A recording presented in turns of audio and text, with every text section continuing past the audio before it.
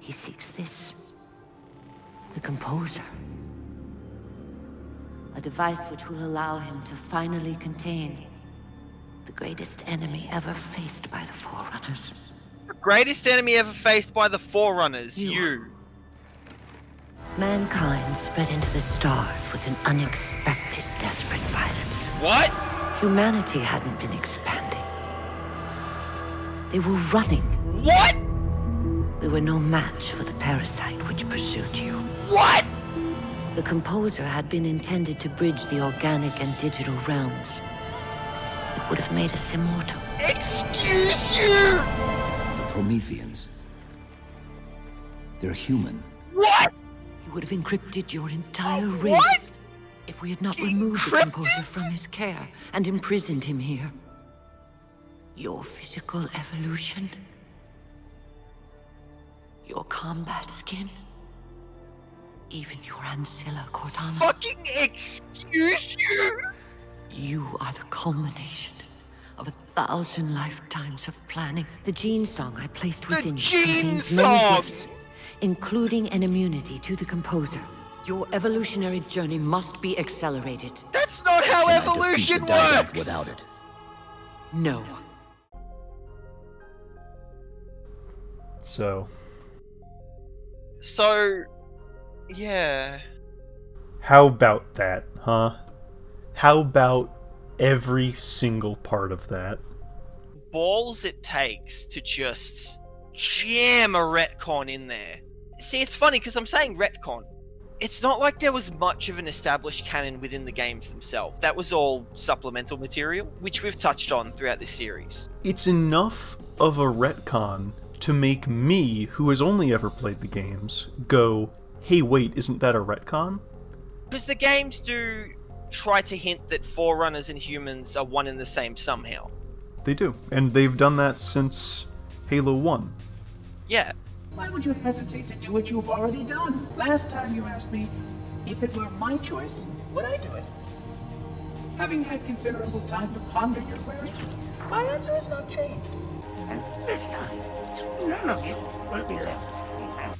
So, like, to walk that back, but then, like, forward something equally baffling, it feels like they're trying to cut the Gordian knot of, like, how do we explain the link between humans and Forerunners while retaining that, like, sense of mystery and wonder? You can't. So it feels like they're trying to circumvent the problem, but they've created such a fascinating new problem. Because it's like I started on, where it's like, how do you even reduce a species to a level of knowledge where they are a hunter-gatherer society, right? Mm-hmm. Like, if we were a spacefaring civilization, right, with, like, high technology enough to war with the Forerunners who could build rings and Dyson spheres and all that sort of shit, right? How do you stop any knowledge from being passed on? At all? How do you know you've hit every outpost, every world, every tiny moon? Yeah! Like, and I'm not saying that this might be the case, I'm not theorizing here, right? But, like, by the logic of the situation presented to us, we can turn around and easily say that the Covenant are just evolutionary offshoots of humans. They're similar enough, they apparently breathe similar atmospheres, right? Some of them. Some of them. I could buy, like, the elites or the brutes, especially the brutes, because they're just apes already. Also, they're really leaning into that really deeply entrenched trope of, like, humans are the best at war. And it's like, I don't know, ants are pretty good at it. Ants are actually really good at warfare. So, this whole thing about humanity being reduced to cavemen and building ourselves back up. Uh-huh. That's not a concept that is unheard of in science fiction. There are a bunch of different properties you could point to. Yeah. The reason I focus on what the Halo games have taken from Larry Niven's works are because he is one of my favorite authors. I have not read all of his books, but I have read a significant amount of his books, as well as other people writing in his universe. Yeah. I am a big fan of Larry Niven's known space universe because it is so full of these grand elaborate ideas that are conveyed to the reader in a very interesting and simple to understand way.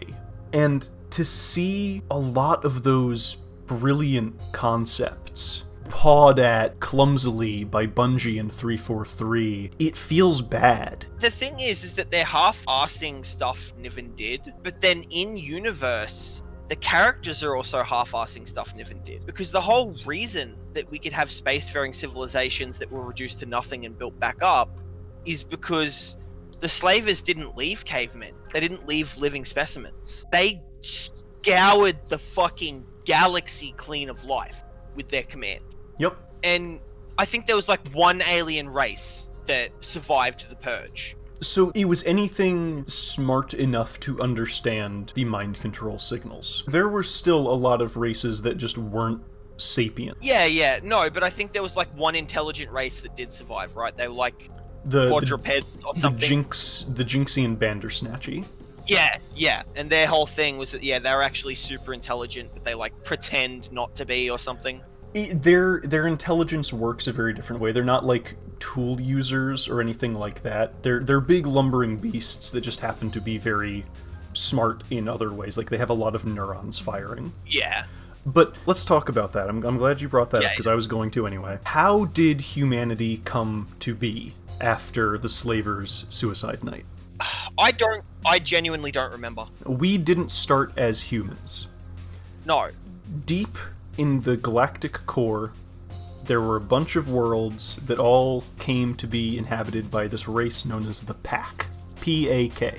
That's right, because Pack protectors and humans are juvenile Pack, and yeah. Pack are species that are incredibly warlike. The reason they expanded so quickly is because each pack basically wanted to protect its own little clan, and they started muscling for space really early on, and eventually it forced them further and further out into the stars, into the galaxy at large. And the thing about the pack is that they exist in 3 stages of life. First, as children, essentially. Second, as breeders, and then as protectors. It is kind of a little like a Pokemon evolution. So, like, children, basic, kids, whatever. As breeders, take a look at humanity. Assume, well, don't assume, because this is the way it is in the text. We are, in Larry Niven's universe, pack breeders. We can breed, right? We reproduce, we create more of us. And later in life, a pack breeder will begin to react to the smell of a certain plant that grows on the pack homeworld known as Tree of Life. And what Tree of Life does is mutate the person who ate it, kind of facilitating natural aging characteristics and turning them into positives rather than negatives. So when you think about a human aging, like what happens to us, like our hair starts to fall out, we get wrinkles in our skin, arthritis is a big thing, the heart becomes a point of failure, reduced ability to reproduce, that sort of stuff. That is because, in the pack, the protector eats Tree of Life, and this is what happens. Their skin wrinkles and becomes thicker. The wrinkles act as basically crumple zones, because now it's like a hard, leathery sort of armor. The jaw elongates and turns into like a beak. The lips fuse with the gums, that's why our teeth fall out. The cranium extends backwards to fit more brain matter. That's why increased risk of stroke, aneurysm, dementia, that sort of thing. Like our brains are trying to do more. All the sex organs get reabsorbed by the body and turned into a second heart that lives in our groin.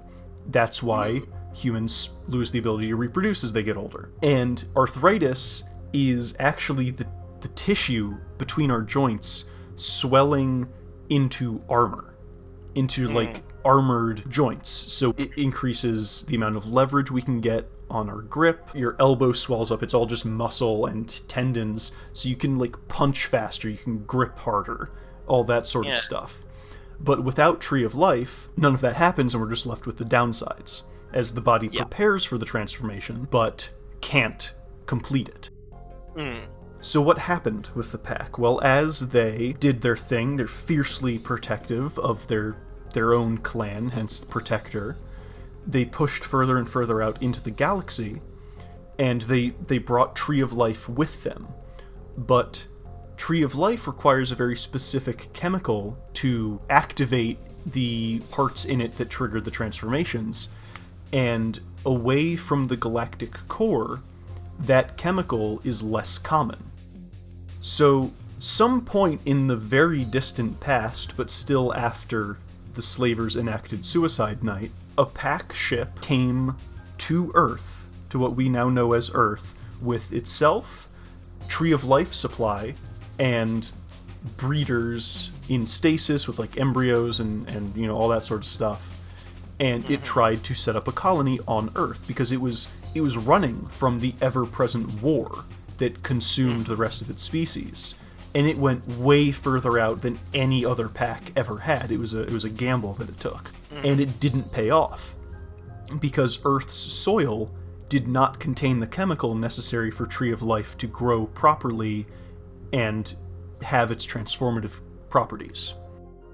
So the pack died off, and the juvenile pack and the pack breeders went on to not have the ability to become protectors. So without that transformation interrupting their natural evolution through gradual mutation, they went on to become the ancestor species of early Terran hominids.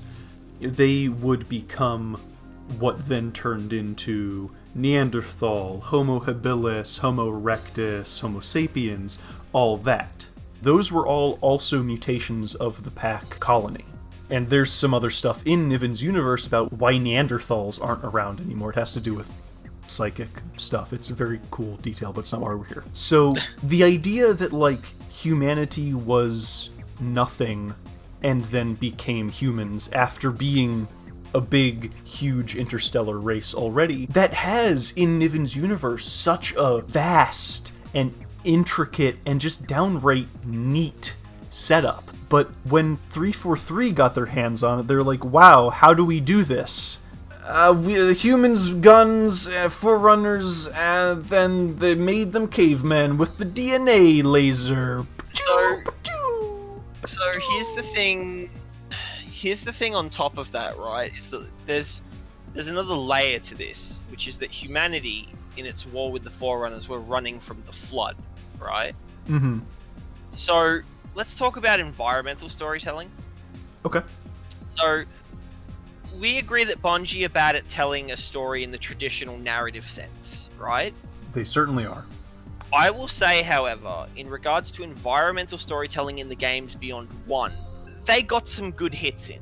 I think they made it pretty clear with a lot of the environments in Halo 2 and 3 and the multiplayer maps throughout 2 and 3 that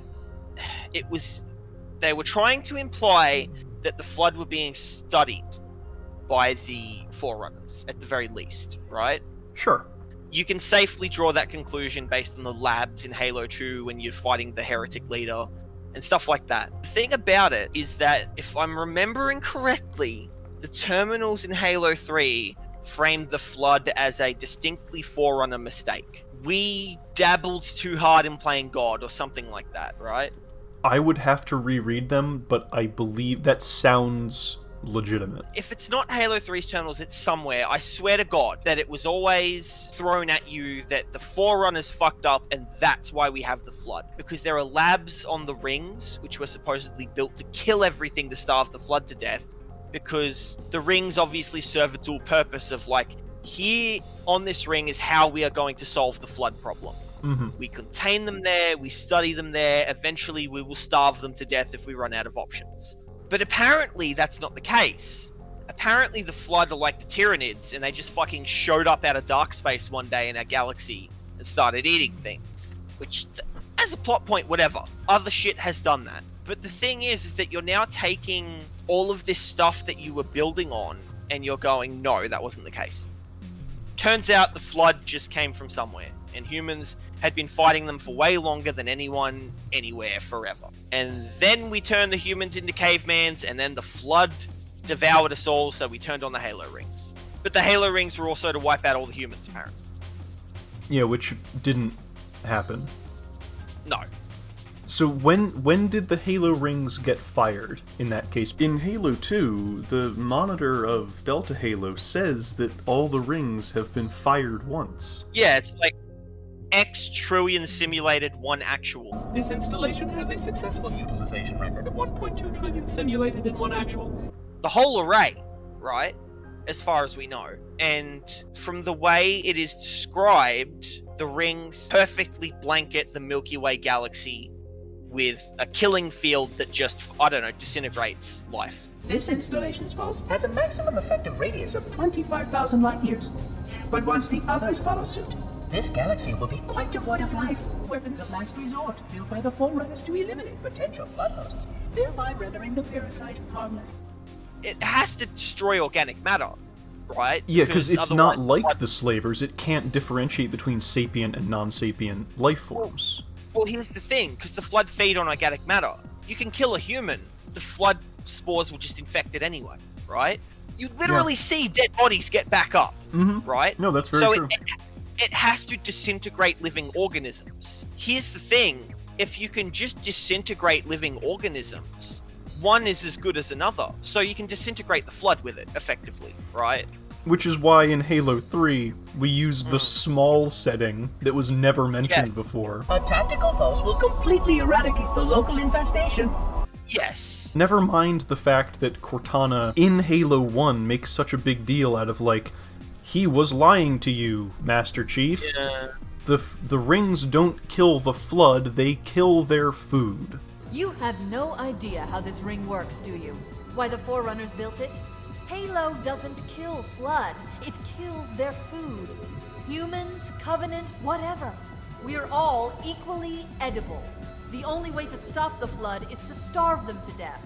Built by the forerunners to eliminate potential flood hosts. A tactical pulse will completely eradicate the local infestation. So what? Cortana was just wrong? Misinterpreted? Already rampant? Like, what? It's why Halo 3 is so bad, because it can't keep its own story straight. The idea that the Prophet of Truth was going to escape to the Ark with his chosen few and fire the rings, killing everything in the Milky Way galaxy and himself surviving in the extragalactic space of the Ark, that was enough of a threat. Yeah. But they just had to put the fucking flood in the game. So they could rhyme in fucking septimeter Sometimes. sometimes. But then it's like, well, shit, we put the flood on the Ark, what happens now? The game is over. Well, whatever, tactical pulse.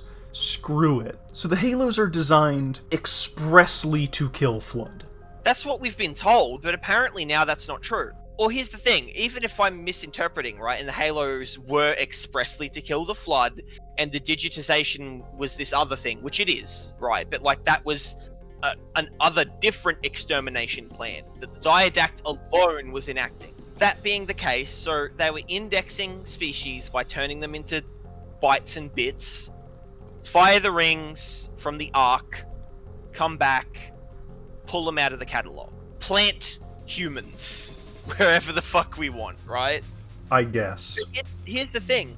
So they act like the Diadact was wrong to digitize and fight the humans.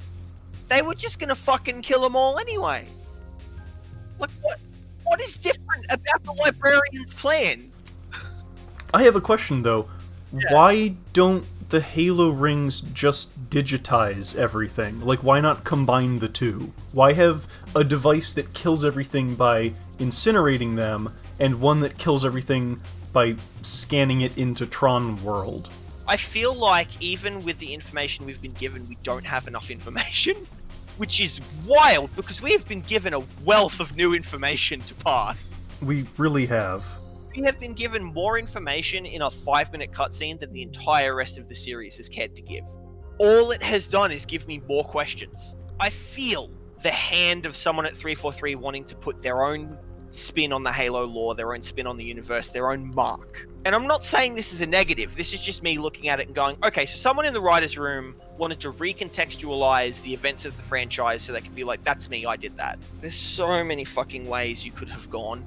There's so many ways you could have gone, and I feel that they were worried about falling into the regular. Maybe somebody at 343 higher up thought the same that we did, that Halo 3 was just kind of a retread of Halo 2. Maybe they wanted to make sure that Halo 4 was this big bombastic entry into a new trilogy that immediately differentiated itself. So you have Master Chief actually talking and growing a personality for the first time in 11 years. I love this game because of how stupid it's become. I want to say, and I want this to make it into whatever recording, that before that cutscene, I was on this game's side. It was a little dumb, but so far the story was interesting enough because it was asking some questions that it clearly had answers for. It was telling the story in a competent way.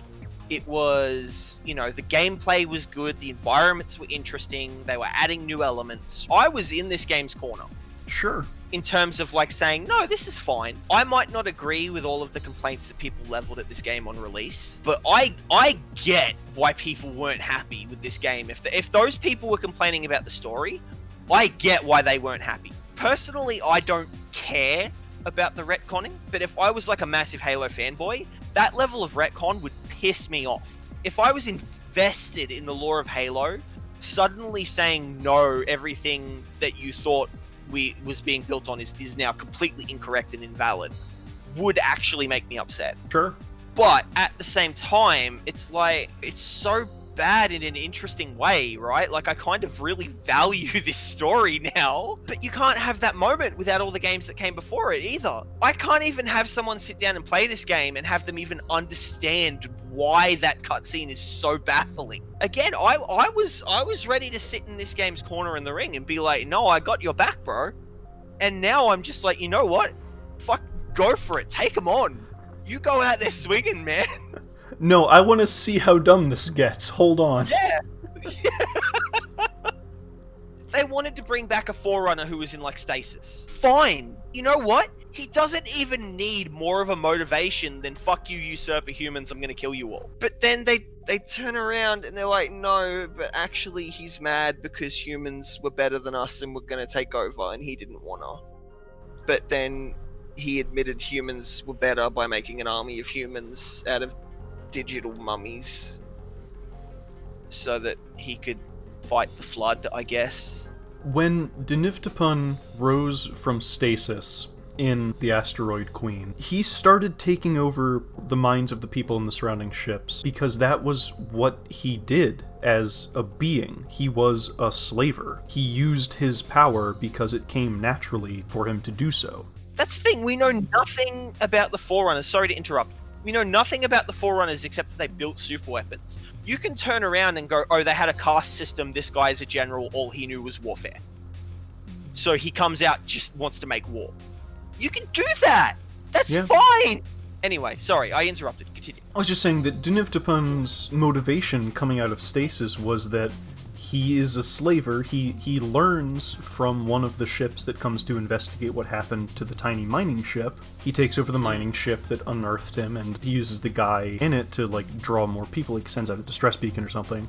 Another ship comes out, and it's a military vessel, and he takes that one over as well, and pulls information from the people on board. And, it's been 3 billion years, nobody knows anything about the slavers except a very surface level amount of information. I am on a capital ship that has breeding stock and other slavers who I command. I could set up a new empire and be its ruler.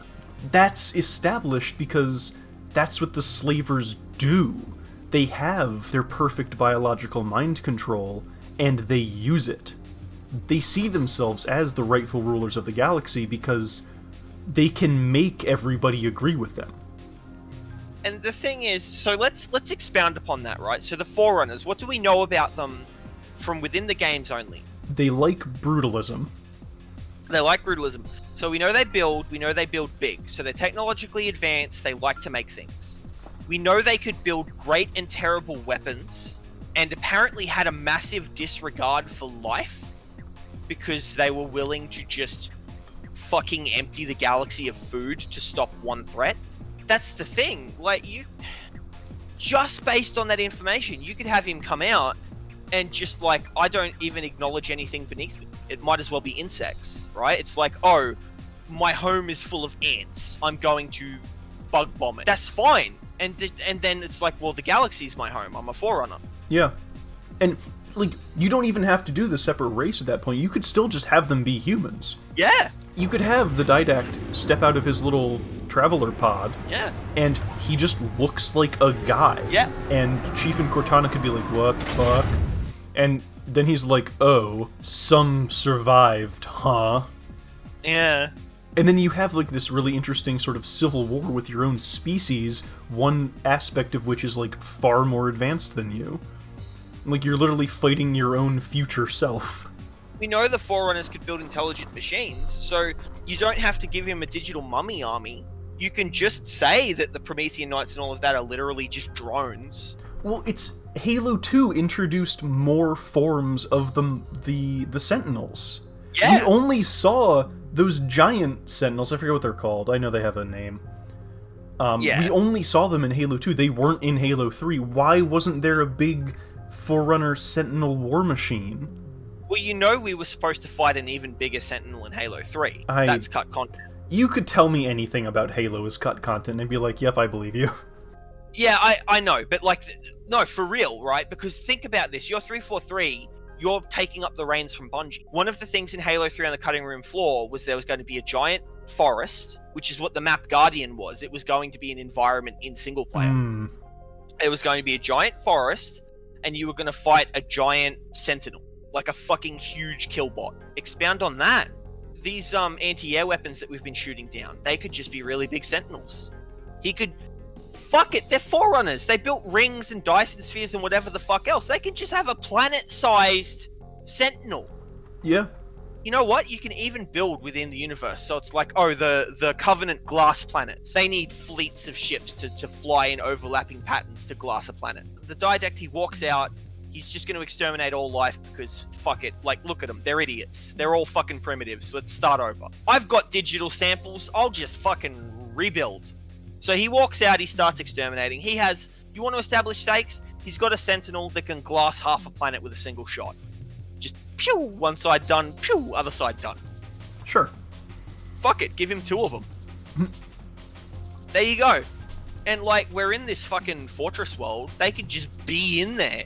It's like, oh, if he gets out with those things, humanity is over.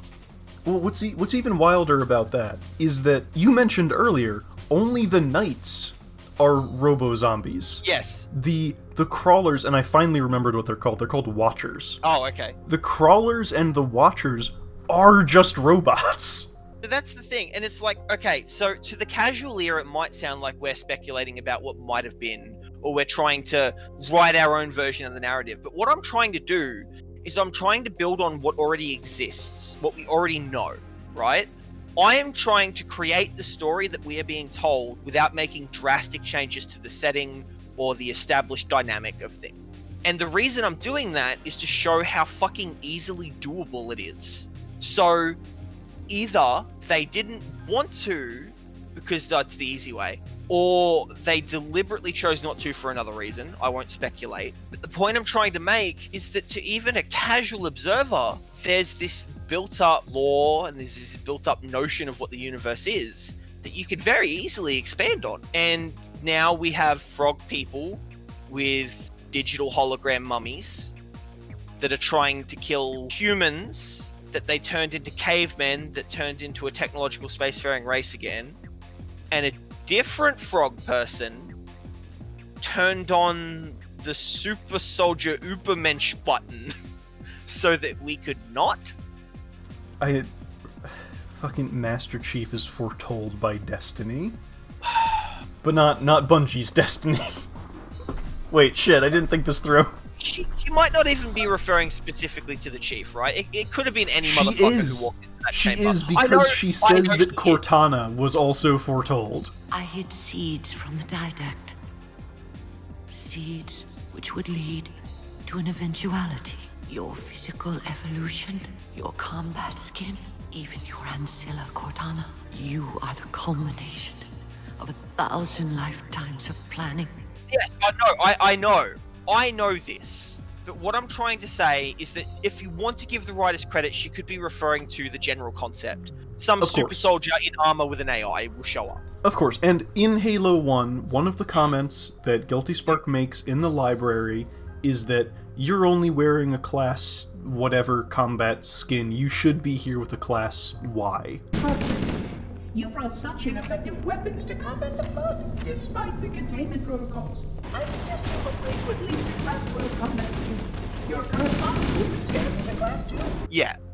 Which, you know what? You can take that as a point in favor of this retcon. But why would something built by the Forerunners who built the Halo ring know about human combat effectiveness ratings if they weren't supposed to be the Forerunners themselves? I've got an even better one for you. If the Forerunners were at war with the humans to the point where they were losing, why wouldn't all of the defense mechanisms in Halo immediately activate and just do everything they can to scour the surface of that ring of any human on it? Yeah, 343 Guilty Spark should have been like, oh god, a human, I will send the Sentinels to kill you now. He should have just immediately started using his kill beam that killed Johnson. Like, he should, like, shouldn't have even been an exchange of words, right? It should have just been immediately getting annihilated by a swarm of 1,000 Sentinels. Mm-hmm. But let's assume that peace was made, and we were going to assume the mantle of responsibility, and then the Didact did his thing. It's like, why then do we not just have complete fucking latchkey access to everything on the Halo? Why is it an uphill battle with Cortana to get anything done? Spark is cooperative, but that's all he is cooperative. Why didn't Cortana, as the custodian of the information contained in the Forerunner artifact excavated on Reach, know anything about the fact that humans were at war with the Forerunners? What is this stuff? Knowledge. A birthright from an ancient civilization. This AI is its custodian. Well, because apparently they expunged that information. If you performed eugenics on a species-wide scale, would you want that fact to be known to the annals of history?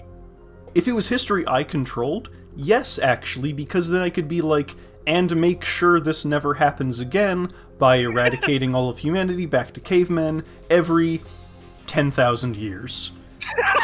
If they figure out how to add carbon to iron to make steel, it's time for a reset. So we're doing the Reapers from Mass Effect again. Here's the thing, we can look at the games before this until we're blue in the face about, like, explaining things that weren't written yet. Of course they couldn't have known another company would make this decision. No, certainly, but the issue is with 343 looking at what had been written and saying... They know what has and hasn't been said. Yeah. So they are knowingly contradicting things in earlier games. And it's like, then I have to ask, are they knowingly contradicting these things? Or did they not play those games, or did they just not take notice of those things? I don't know. Because, again, here's what we should have learned for a fact in Halo 4. Yes. If they were going with this plotline, we should have learned for a fact, finally, that humans were once the Forerunners, and something happened. That's it. They're ignoring the fact that that was set up in, like, offhanded mentions in Halos 1, 2, and 3. In Halo Reach, if they didn't want to do that, they should have said something about Cortana knowing that humanity wasn't what it once was. There's so many points of failure in this story that you can just be like... Remember the conversation we had about Cortana having knowledge of the Forerunners and then just pretending she was smart in the other games, right? Uh-huh. That makes that even worse. But you can turn around and say rampancy, whatever. Who cares? So here's the thing. If you want to say that humanity was the Forerunners and something happened, there's even a built-in explanation in the setting. They fired the ring. Yeah, they fired the rings, and they were like, we need to start over. Only some of us will get onto the Ark. Also, it literally has a portal to Earth on it. Yeah. Like, there is a machine under the Earth's surface that makes a portal to the Ark and only to the Ark. Yeah, and the Ark can make a portal back to Earth, because how the fuck else did the Arbiter get back? We literally see him at the memorial. We know he can get back. Again, we're not trying to say, "Oh, we could come up with a better idea." It's like there's stuff already established. Bungie was very slowly and shittily assembling a Lego set, and the Lego set was meant to be a pirate ship. Yeah. And then 343 came along and they were like, fuck that, this thing's gonna be a hot rod. And they put flames and wheels and exhaust and a big fucking engine in the front, but they kept all the sails and wood, right? I'd like to add to this analogy. Okay, alright. So, Bungie was making their pirate ship and they got like maybe 2/3 of the way done. And then, like, they looked away for a little bit, and 343 comes in, does their turn into a hot rod thing, but they do it by slamming down a box of Lincoln Logs. And again, the real tragedy here is that the underlying gameplay is the same as it ever was. This feels like a very natural extension of Halo 3 to play. With the exception of the vastly reduced enemy variety. Yeah, like that, right?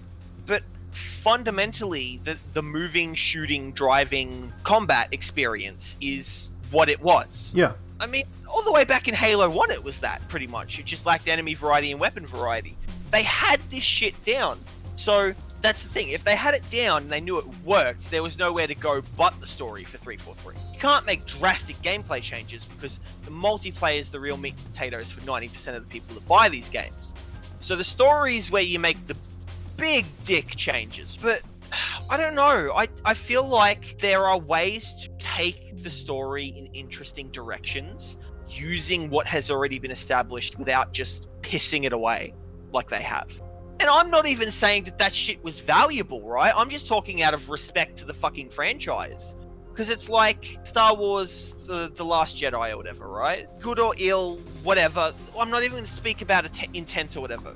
The thing about The Last Jedi is whether it's a good movie or not, you cannot dispute that there is a very deliberate attempt in the writing of that movie to just stop a third movie from being possible.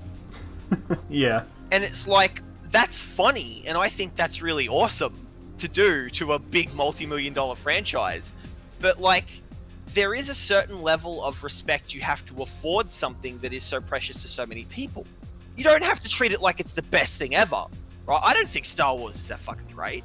But the thing is that so many people like it, so many people grew up with it, that when you add something to it, you gotta be careful.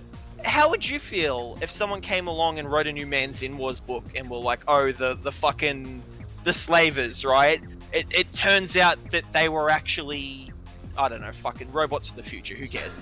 The point is, they just come in and they just completely change pre-established lore in Niven's known space universe. Whether it's a good change or not, doesn't matter. It's disrespectful to the established work and the intent of the authors that worked on it originally. There is a certain level of pre-established information that you have to accept. And it is very clear that the writers at 343 did not want to, for whatever reason. I need to say these things because I need to explain to anyone who might be watching why I'm so blindsided by this. It's not just that it's silly.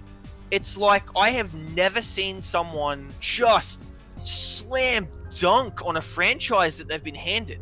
343 were handed a home run with Halo 4. They had to do very little and they would have made a massive hit. And they went out of their way to bunt a foul. It's like... Well, that's what I'm saying. Like, you can almost tell that the desire to not just do what Bungie did drove them to this. But they just kept making the wrong decision every single time. They couldn't have known it would be the wrong... They should have, because it's obvious. They should have taken one look at that cutscene and been like, no. If you are writing for a franchise and you come up with your own fun spin on the lore or whatever, don't commit to it immediately. Show it to the people in the writer's room, and if they nod and they go, yeah, that's alright, don't commit to it then either. Take it outside of the writer's room. Go talk to people that are fans. Go talk to people that aren't fans. Ask them how they would feel about these changes. If you're just in your own writer's room and you come up with this idea and everyone's like, oh yeah, that sounds awesome, you run into a situation like this where it literally would have taken one person, like, go talk to the person having coffee at the front desk and tell them this, and they would look at you and they'd be like, motherfucker, what are you smoking in that writing room? Yeah, there's a reason people don't publish their first drafts. There's a reason that movies are not made the instant the script is done. Yeah. There's a reason scripts get passed around Hollywood for so long before they even become a movie. That's the thing, you can accuse Hollywood of all sorts of cliches and bad writing and shitty practices, you can. But at the end of the day, Hollywood has, for a very long time, been a place where people work at story crafting very hard. And they have learned things about storycraft over that period of time that makes for good stories. There is a reason that the safe choices are safe choices, because these big companies have worked out that these are the things that give people the happy chemicals in their brain when they see them. I'm so beside myself. This is only the halfway point. I am so fucking glad that all of this just went right over me when it first came out. I'm so glad that, like, I could play this and just not know any of this late in the game. Because, Jesus fuck. I'd also like to point out here at the very end the other thing that happened in this mission, which is Captain Del Rio embodying every incompetent ship commander in fiction history in a single scene. So in that situation, and this is the thing you got to think about when you're writing, is what is the audience going to think when they're viewing this? If I was in that situation, if I was in that room with them, I could have verified the Master Chief's claim in like 10 minutes. It's like, oh, I got hit by an evolution ray. Test his DNA. Oh, I met a person, they said this. Check his gun cam. Does he have a gun cam? Check it. I mean, we know from Reach that all helmets have cameras in them, and even before that, if you're like, well, you know, Spartans have helmets, maybe Master Chief didn't. The grunts in Halo 1 had helmet cams, because that's how we learn about the Flood. But here's the thing, even assuming that for some fucking reason the camera isn't there or doesn't work, like I said, part of that story, he has to explain that he got hit by the fucking evolution ray. Even if he doesn't know that's what it did, he knows he got hit with something that did something to him. Check his armor, check his gun, check his DNA, check his body. Yeah, at the very least, he should be like, hey, I've been in cryo for 4.5 years. Can I have a physical? Like, get me out of this armor, I need to take a shower, and while I'm at it, stick some needles and tubes up me. I think that's the biggest problem I have with Halo, really. Like, beyond the storytelling and everything else, is that nobody in the series acts like a person. Like, nobody ever takes the rational course of action. No. Because that's not how you create drama and tension, right? Tension and drama stem from conflict. So if we force conflict into the narrative, there will be more narrative tension, there will be more drama. And as we know, tension and drama are the only ways to make a story good. Yep. Thank you for attending my intensive 5-minute writing course. You want to go with that joke, it's accurate with Halo, where we never see the interim. But because we never see it, Bungie and 343 think that it didn't happen. There should be an assumed interim period. I'm not even asking for a scene where we watch Master Chief take off all his armor and get a physical, but like, have him get up from a table, put his helmet back on, and be like, so what do you think, Doc?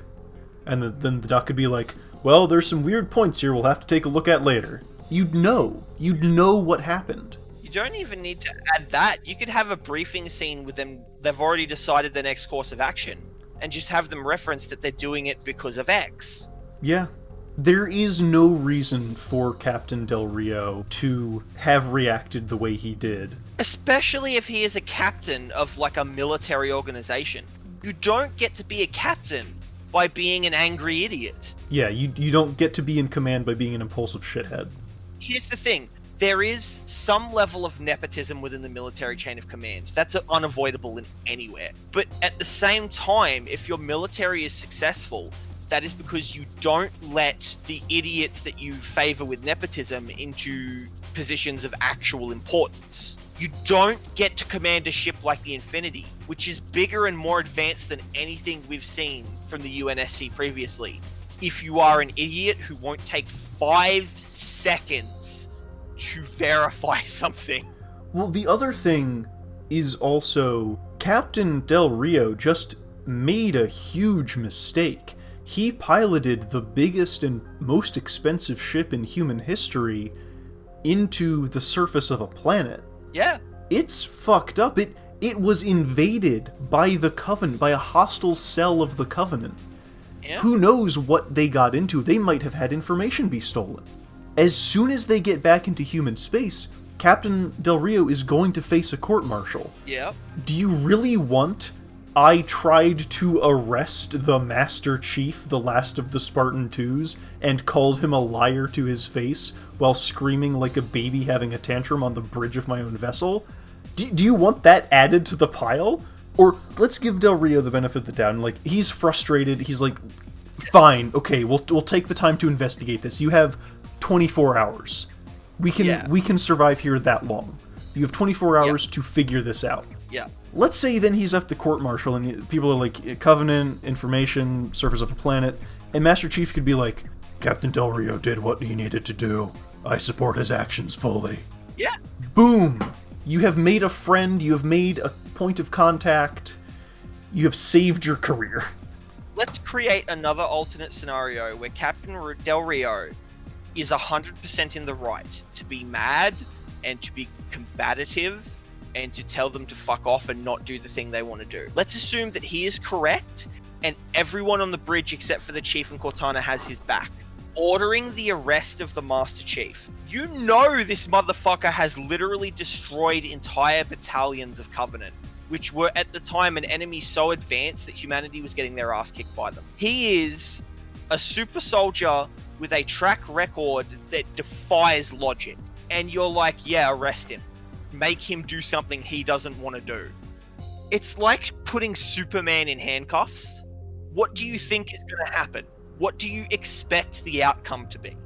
Like, at best, Chief is going to go along with it for as long as he thinks it's going to be useful to go along with it.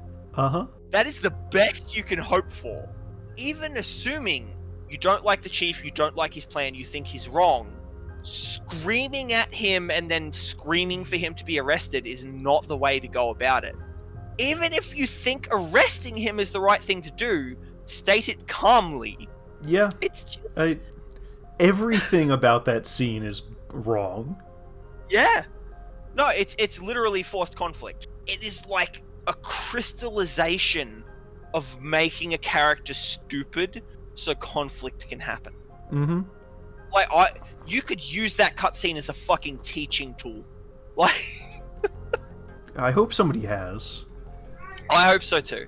Alright, well, it's been nearly an hour, and I guess we've said about all we can at the moment, or at least all that we should, about this just real doozy of a level. So, I think we should call it, and I think the best course of action is to just forge ahead on to Mission 6 and see where this crazy roller coaster takes us. So, thank you, everybody who stuck with us for this long, for sticking with us and listening to what we have to say. Again, if you have anything you want to say about this, feel free. We'll read all the comments, and we'll see you next week.